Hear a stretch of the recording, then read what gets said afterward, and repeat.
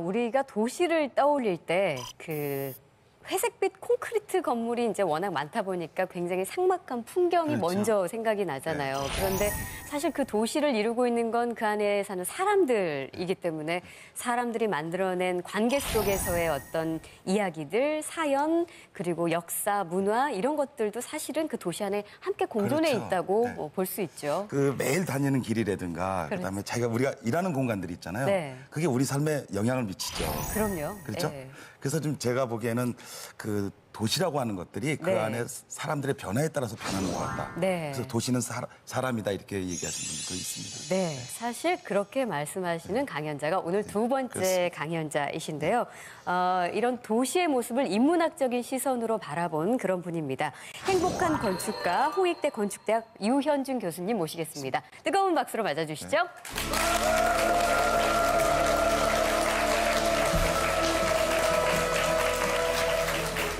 인간이 만든 발명품 중에 최고가 무엇이냐. 이게 그분 말씀은 이제 도시라는 걸 쳤어요. 아무나 들어갈 수 있는 공간이 되면은 사실은 권력이 없는 거거든요, 사실은. 건축가나 도시 설계하는 사람들이 어떻게 컨트롤하느냐에 따라서 사실은 100년 뒤까지도 우리의 삶을 조종할 수 있고 더 좋은 공간을 만들 수도 있게. 네, 조금 전에 소개받은 유현준 교수입니다. 일단 오늘 제가 말씀드릴 거는 그 도시에 대한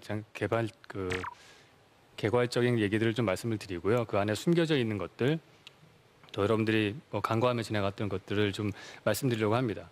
지금 보시는 사진이 그 옛날 고대 로마의 모습입니다. 한 2000년도 더 된 모습이죠. 근데 이 모습들을 보면은 왜 도시가 발명품이라고 하는지 알 수가 있습니다. 지금 보시는 사진이 로마에 가시면 보시는 트레비 분수거든요. 그러니까 로마에 가면 특징이 그 분수가 되게 많아요. 다른 도시들에 비해서. 그게 뭐냐 하면은 지금 모형이 나오는데 저게 이제 고대 로마의 모습이거든요. 가운데 빨간색으로 보이는 어떤 다리 같은 게 보이실 겁니다. 구조체가. 그 옆에 콜로세움 왼쪽 편에 보이죠. 그게 뭐냐 하면은 이렇게 돼 있는 거예요. 도시를 보면은 아퀴덕트라고 하는 겁니다. 그 다리처럼 모양이 돼가지고 쭉 그 수평의 구조체가 있습니다. 근데 이것들이 계곡으로 갈 경우에는 지금 보시는 것처럼 똑같은 다리 모양으로 가요. 위에서 보시면은 이게 수로예요. 그러니까 사람이 사는 데 있어서 사실 가장 중요한 거는 공기지만은 그 공기보다 더 중요한 건 없죠. 그 다음에는 물입니다. 우리가 인간이 물을 안 마시고서는 일주일 살기가 어렵거든요. 그러니까 도시가 형성되는 데 있어서 어떻게 보면 가장 기본적인 게 물인데 로마는 그거를 해결을 했던 거예요. 그래서 먼 곳에 있는 티볼리 같은 먼 곳에 있는 시골, 우리로 치면 양수리 같은 데죠.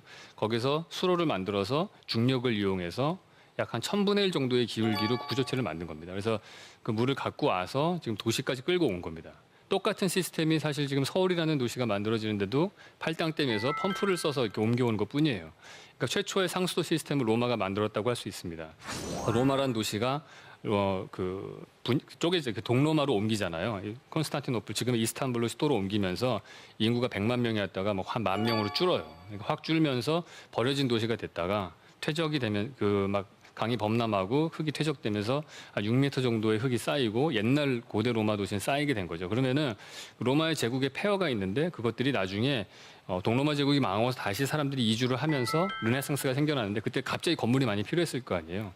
건물을 다시 짓는데 제일 가까운 손쉽게 구할 수 있는 건축 자재는 옛날 로마의 도시의 폐허였겠죠. 그러니까 얼마 전에 뉴스에도 보면은 그 만리장성에 있는 그 벽돌들이 한 30% 정도가 훼손이 돼 있다는 뉴스가 있었어요. 그러니까 중국 사람들이 그 벽돌 빼다가 관광객들한테 팔거나 아니면 자기 집 짓거나 그런 데 쓴대요. 그 똑같은 현상이 생겨났던 거예요, 로마에도. 그러니까 엠파이어가 있다가 그게 망하고 중앙 집권적인 그런 권력이 많이 약해지면은 그 옛날의 고대 건축물들은 사실은 건축 자재가 도난을 당하는 사태가 생기는 거죠.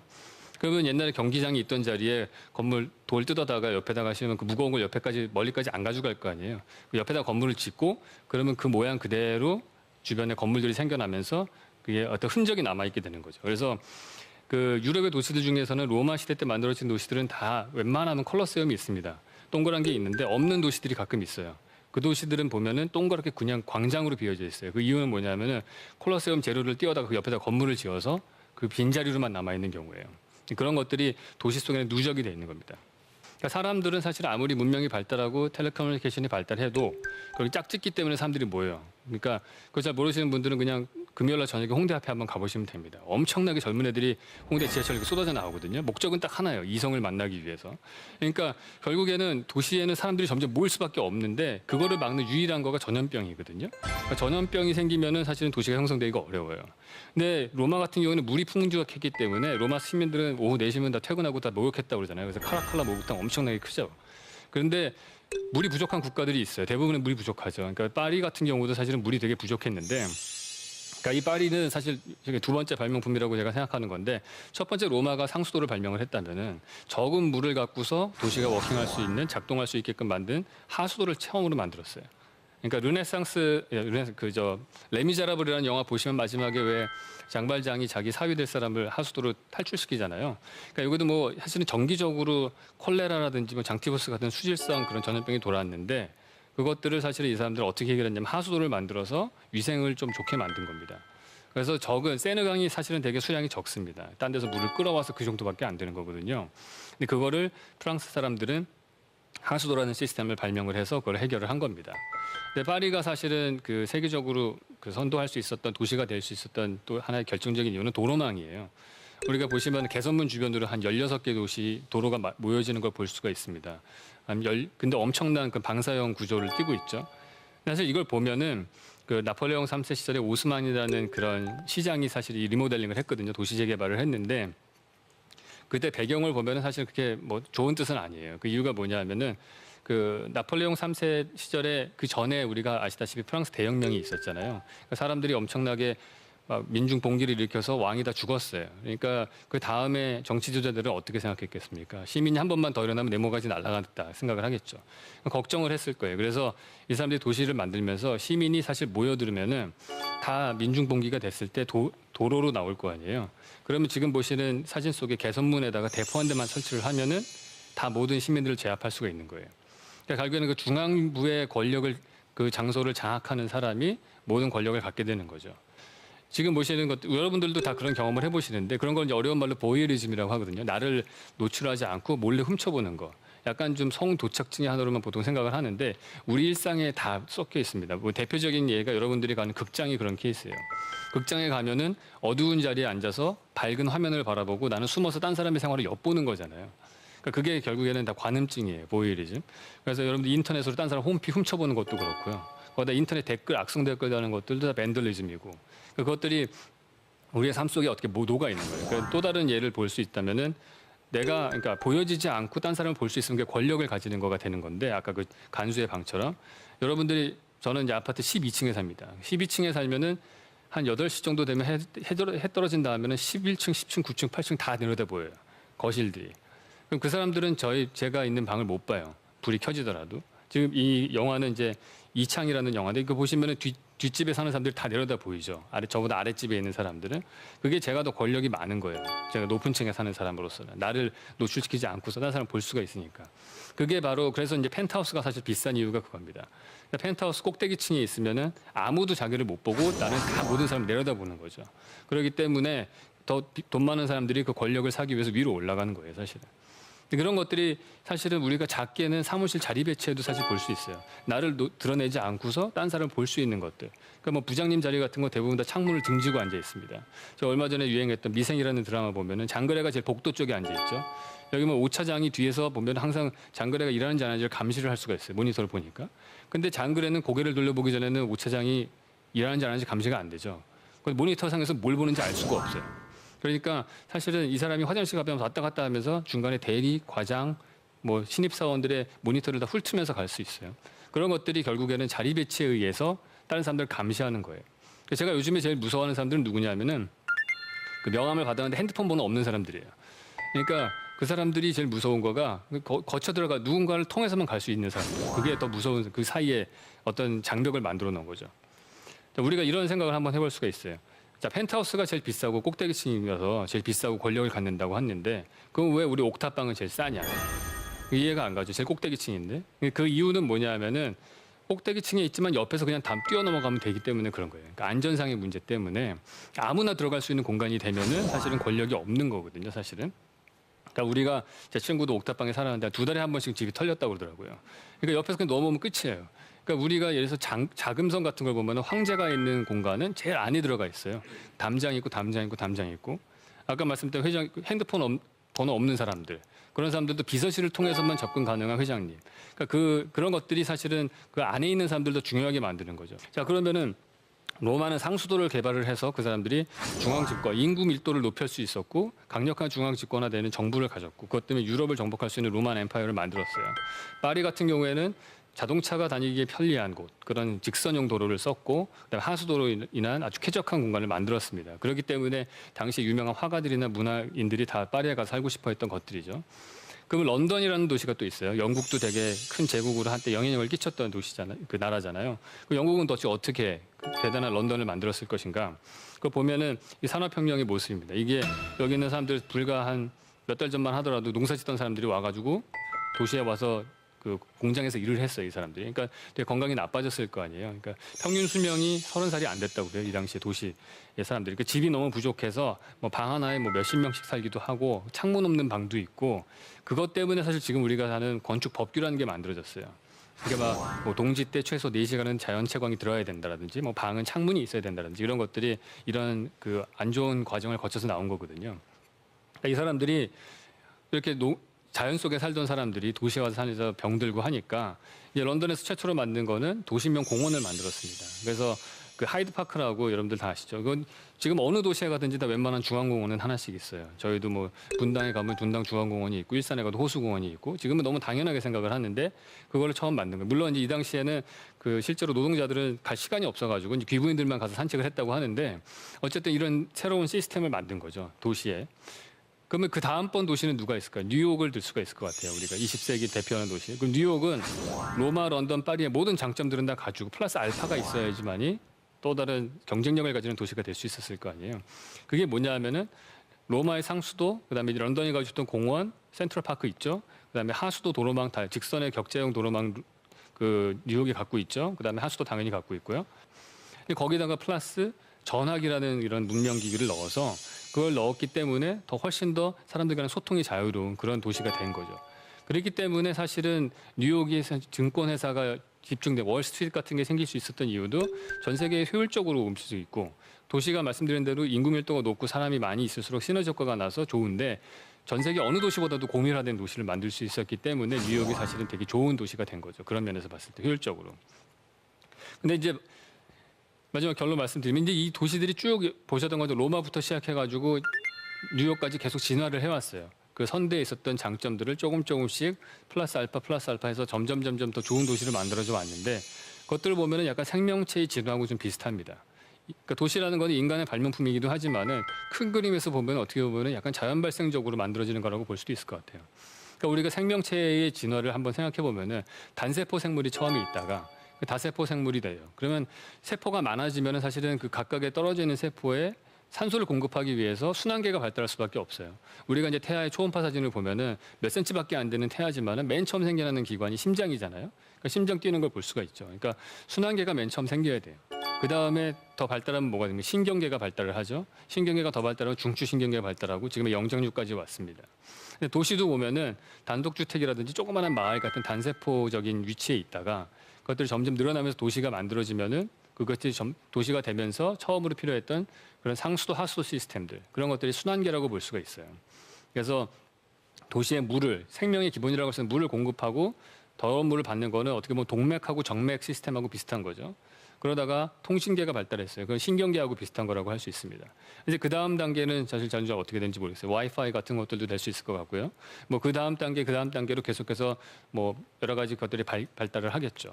보이지 않는 그런 도시의 공간 구조 속에서 많은 그 어떤 보이지 않는 권력과 어떤 하이라키 이런 것들이 얽혀 있어요. 그러니까 되게 막 거미줄 같이 얽혀 있는데 그것들을 우리가 건축가나 도시 설계하는 사람들이 어떻게 컨트롤하느냐에 따라서 사실은 100년 뒤까지도 우리의 삶을 조종할 수 있고 더 좋은 공간을 만들 수도 있게 되는 거죠. 이상 마치도록 하겠습니다.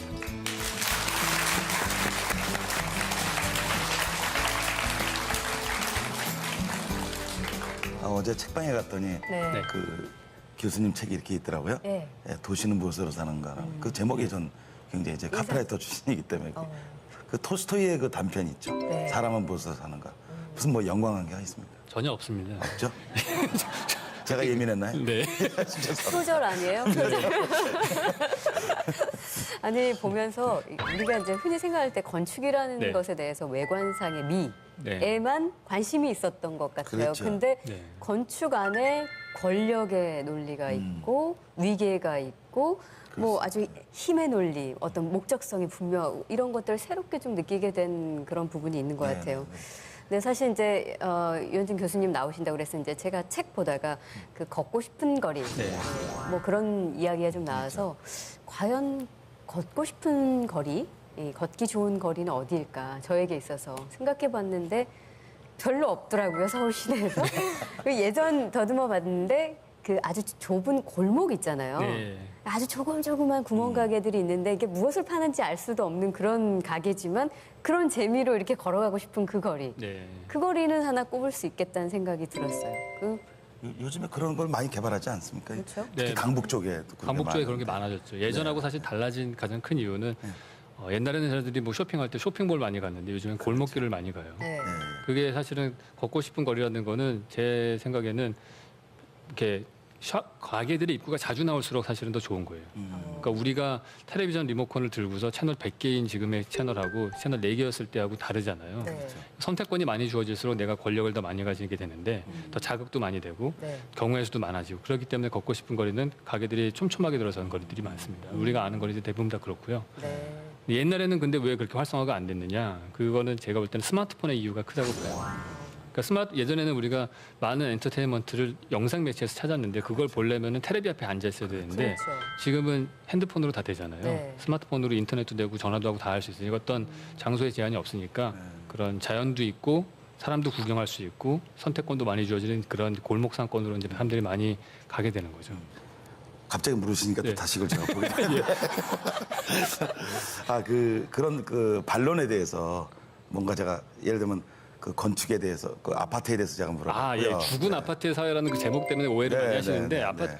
사실 그거는 패러디예요. 죽은 시인의 사회라는 영화가 네, 있어요. 전 그 생각이 났어요. 예, 죽은 시인의 사회 보면은 시를 사랑하고 이런 것 그런 사람들이 모여서 이렇게 시도 읽고 이런 사회에 대한 것들을 저항하고 하는 애들이 모임이 있었잖아요. 네. 그러니까 죽은 아파트에서 아파트를 죽었다고 얘기하는 게 아니고 더 좋은 아파트를 만들기 위해서 이렇게 캐치프레이즈를 약간 강하게 달았어요. 예. 네. 그거는 그 편집장께서 주신 아이디어인데 저도 처음에 약간 좀 너무한 거 아닌가 하다가 죽은 시인의 사회 생각하고서 괜찮겠다 그러니까요. 생각해서 네. 받아들였어요. 저는. 그러니까 언제 어떤 계기에 이 도시의 흐름이라는 게 도시의 구성 자체가 생명체와 같다, 네. 이게 유기체 같다 그런 느낌이 오셨어요? 그냥 사실은 제가 이제 프리첩 카프라라는 사람을 좋아하는데 네. 그 사람의 웹 오브 라이프라는 책이 있어요. 근데 그 책 보다가 뭐 생명체의 가장 기본 원리가 이제 스스로 조직하는 그런 거다. 뭐 이런 얘기하고 뭐 하다가 보니까 이제 제가 봤던 그런 도시의 현상들하고 되게 비슷하더라고요. 네. 그 흔적들이 뭐 DNA로 남고 그러다 보니까 그게 연결해서 생각하게 된 것 같아요. 네. 그 좋은 건축물 그리고 살고 싶은 도시 만들기 사실 그 도시 안에서 살고 있는 그 도시를 이루고 있는 주인은 사람이니까. 그렇죠. 예. 그러니까 혹자는 사람이 있어서 도시가 생명을 얻는 것이다. 그리고 도시가 있기 때문에 또 사람이 또 숨쉴 수 있다. 뭐가 먼저인지를 구분하기는 어렵겠지만 네. 좋은 도시를 만들고 싶은 거는 똑같은 목표이고 목적인 것 같아요. 근데 그러려면 이제 그 안에 살고 있는 사람들이 도시에 대한 어떤 관심과 이해가 좀 달라질 필요가 있을 텐데 그렇죠. 예. 뭐 어떤 방향성이랄까 그런 걸 좀 제시해 주신다면요. 제가 바람직하게 생각하는 거는 저들이 관심사와 재능이 다 딴 데 있잖아요. 예. 그것들이 제가 지금 보는 거는 이제 건축을 배경으로 이제 도시를 바라본 거고 음악을 공부하시는 분도 다르게 보실 것 같고 경제 하시면 다르게 보실 것 같아요. 그런 것들이 다 공존하는 게 제일 바람직할 것 같아요. 네. 어느 한 시각이 좋다고 생각하는 게 아니고 그것들을 제가 이 책에는 썼는데 그러니까 건축가가 보내는 편지면은 딴 사람들이 어떻게 하는지 보고 우리 모두는 다 건축주라고 생각을 해요. 제가 볼 때는. 그래서 좋은 건축, 좋은 도시가 만들어지려면은 좋은 건축가보다도 좋은 건축주가 먼저 있어야 되거든요. 네. 근데 건축주 우리는 다 예를 들어서 뭐 어떤 정치인을 뽑는다든지 그 사람이 정책을 보기도 하고 뭐 어디를 많이 가잖아요. 우리가 데이트 코스를 정한다든지 그럼 네. 그 동네가 좋아지고 그러면서 그렇게 했던 것이 더 유행이 되기도 하고. 그러니까 여러분들이 뭐 이런 책도 보시고 뭐 이러면서 좋은 시각을 건축에 대한 깊이 있는 이해와 자기만의 시각을 갖는 게 중요한 것 같아요. 네. 그거가 제가 볼 때는 아름다운 도시가 되는 것 같고요.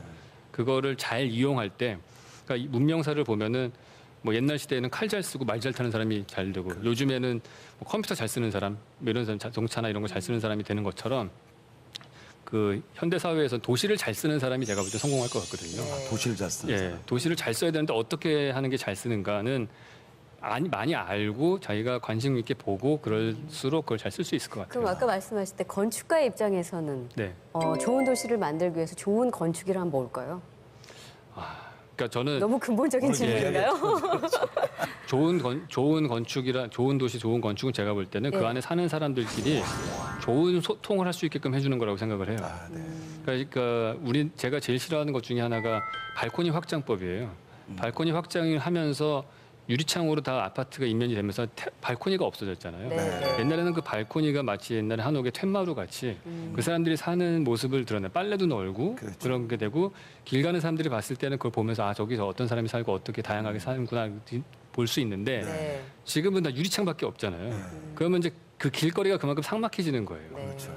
그러면서 더 우리는 내부지향적으로만 가게 되는데 그게 다른 사람들하고 소통이 끊어지는 거죠. 저는 아파트 평면도도 되게 불만이 많은 게 아파트 평면도 우리 아파트의 거실 쪽을 향해서 벽에 조그마한 창문 하나씩은 만들었으면 좋겠어요. 아, 네.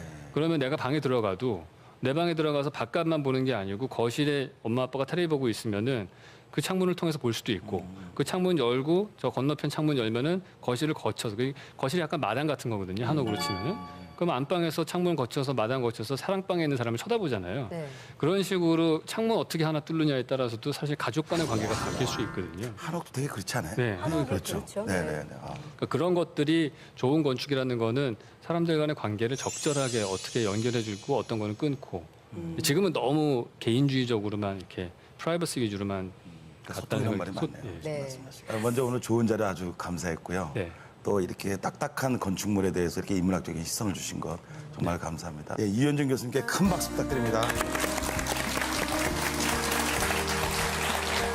천문학적인 매출액을 기록했던 쇼핑 호스트였던 우리 김 대표님이 저희들에게 한 말은 바로 나를 변화하라는 그런 얘기였습니다. 이것은 비단 뭐 물건을 파는 것에 해당하는 것이 아니라 실적으로 우리 조직이라든가 또 개인적인 어떤 자기 개발에 정말 필요한 얘기다 이런 생각이 들어봤습니다. 예, 이현준 교수님 15가지 따뜻한 인문학적인 시선을 통해서 딱딱한 건축물에 생명을 불어넣는 일, 이런 지식적인 융합도 우리가 한번 생각을 해봤습니다. 역시 우리의 생각이 바뀌어야만 환경이 바뀌고 우리 자신이 변한다는 그런 생각을 가져봤습니다. 관찰이라고 하는 것은 보이지 않는 것의 연결이라고 얘기를 합니다. 좋은 것들 잘 관찰하는 그런 좋은 프로를 만들어야 되겠다는 생각을 오늘 해보게 되었습니다. 미국의 유명한 전략가이자 미래학자인 허먼 칸이 생각할 수 없는 것을 생각하라고 했습니다. 좀 쉽게 이해가 잘 안 되죠. 어렵습니다. 네, 감히 그러니까 생각할 수 없는 그림들을 자꾸 생각해내다 보면 상상력을 실행에 옮길 수 있는 어떤 자극과 힘이 생긴다는 그런 얘기래요. 근데 우리가 보통 설마 그렇게 되겠어? 이렇게 얘기하잖아요. 네, 영어를 좀 제가 좀 쓰겠습니다. 그래요. thinkable, 더 thinkable 네. 하고 하는 이런 얘기인데 사실 오늘 우리가 이 강의를 들으면서 우리를 구속하는 생각들에서 좀 벗어나야 되겠다. 그런 생각을 해봤습니다. 네. 그래서 좀 더 우리가 좀 더 나은 삶을 우리가 계속 추구해야 되는 그런 시간들을 가져야 되겠다는 그런 생각을 가져봤습니다. 네, 자, 저희는 다음 주 이 시간에 다시 찾아뵙겠습니다. 네, 고맙습니다. 감사합니다.